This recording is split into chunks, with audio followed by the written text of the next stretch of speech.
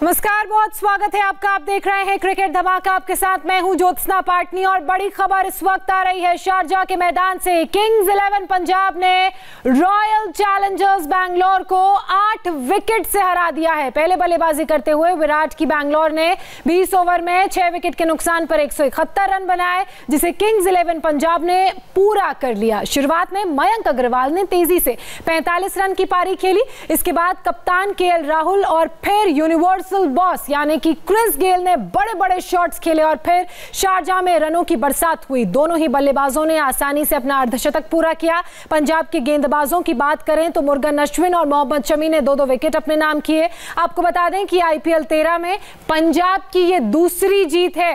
यशपाल जी, सबसे पहले पंजाब की जीत पर ही बात कर लेते हैं क्योंकि बात करना बनता भी है। गेल आए और चमत्कार कर गए। आप देखिए कि बैटिंग ऑर्डर कितना बैलेंस दिख रहा है, ये शक्तिशाली दिख रहा है कि 3 नंबर पर गेल आते हैं, फिर पूरन आते हैं, फिर मैक्सवेल ने आना था। तो ये पहले से ही खिलाना चाहिए था। जो हम बार बार चर्चा कर रहे थे कि क्रिस गेल को क्यों नहीं खिलाया जा रहा, तो मुझे लगा कि अब इससे सबक मिला होगा।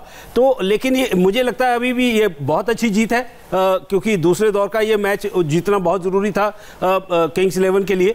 लेकिन इसको ही मोमेंटम को लगातार ऐसे ही रखना पड़ेगा क्योंकि बल्लेबाजी ही कमज़ोर दिख रही थी।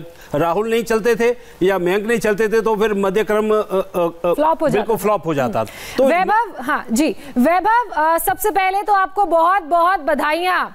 किंग्स 11 पंजाब ने जीत हासिल की और आपको लंबा इंतजार था गेल का। देखिए, गेल आए और बाजी मार गए।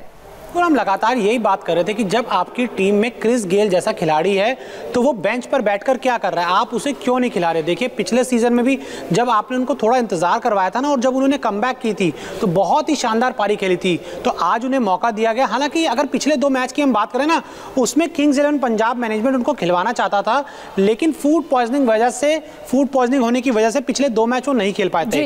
हालांकि अब उनकी तबीयत पूरी तरीके से ठीक थी, आज फिट थे खेलने के लिए। और जब हमने देखा कि किस तरीके से शुरुआत में आके थोड़ा सा रुके, जिस तरीके से जो क्रिस गेल का खेल होता है ना, वो आते हमेशा मारते हैं, लेकिन आज बहुत ही हम कह सकते हैं समझदारी से उन्होंने बल्लेबाजी की। शुरुआत में जब उन्हें वॉशिंगटन सुंदर की गेंदें थोड़ी सी उन्हें परेशानी होती है ऑफ स्पिन खेलने में, तो आज थोड़ा रुके, थोड़े विकेट को समझे। और उसके बाद हमने देखा कि जब एक बार गियर बदले ना, फिर कोई भी जो बैंगलोर का गेंदबाज सामने आया उनको परेशान नहीं कर पाया। तो देखिए, जब आपके पास क्रिस गेल है तो आप उन्हें खिलाइए। आप कभी भी ये उम्मीद नहीं कर सकते कि मनदीप सिंह आपको मैच जितवाएंगे।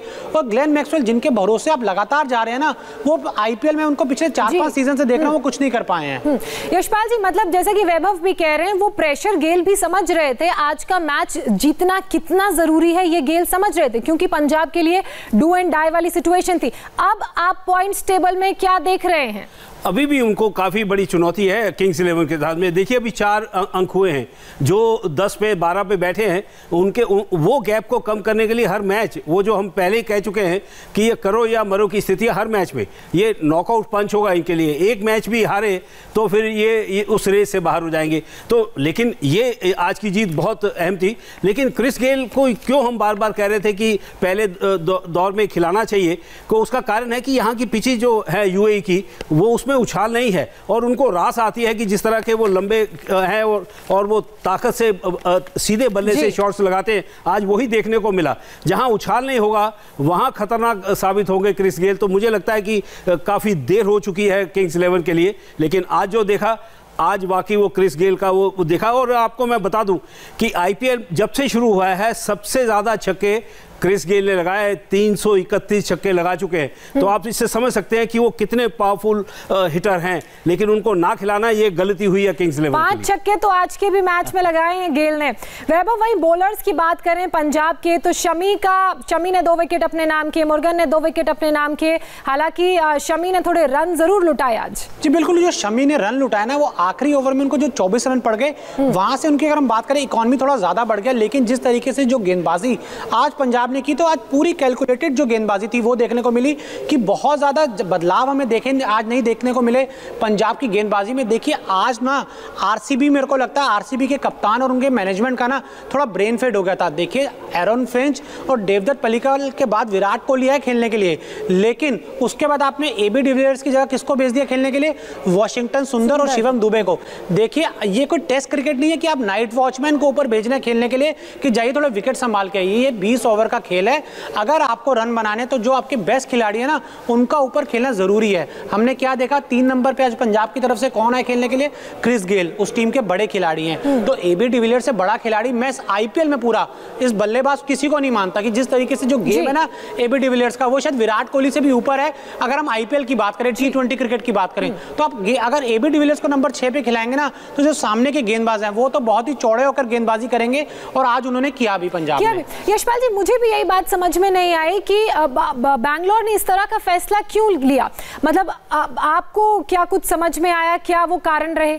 वो जो हम चर्चा कर रहे थे कि देखिए जो बल्लेबाजी होती है वो विराट करे तभी जीतेंगे और डिविलियर्स करे तभी जीतेंगे, बाकी नहीं कर पा रहे हैं, बाकी थोड़ा थोड़ा योगदान दे रहे हैं। मुझे लगा कि यहाँ पर ये थोड़ी गलती हुई है आरसीबी की मैनेजमेंट से, और कप्तान की सोच थोड़ी सी अलग दिखाई दी।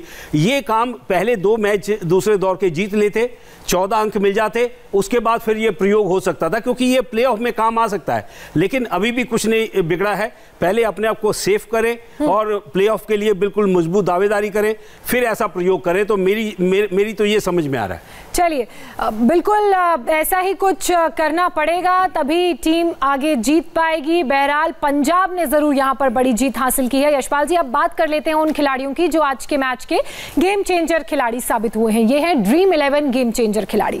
आज के मैच के सबसे बड़े गेम चेंजर खिलाड़ी हैं किंग्स 11 पंजाब के कप्तान यानी कि केएल राहुल। आज के मैच में इन्हें मिले हैं 100 फैंटेसी पॉइंट्स। इसके साथ ही इनके टूर्नामेंट फैंटेसी पॉइंट्स हो गए हैं 593। राहुल ने आज शानदार बल्लेबाजी करते हुए 61 रन की पारी खेली। केएल राहुल ने अपनी पारी में 1 चौका और 5 छक्के लगाए।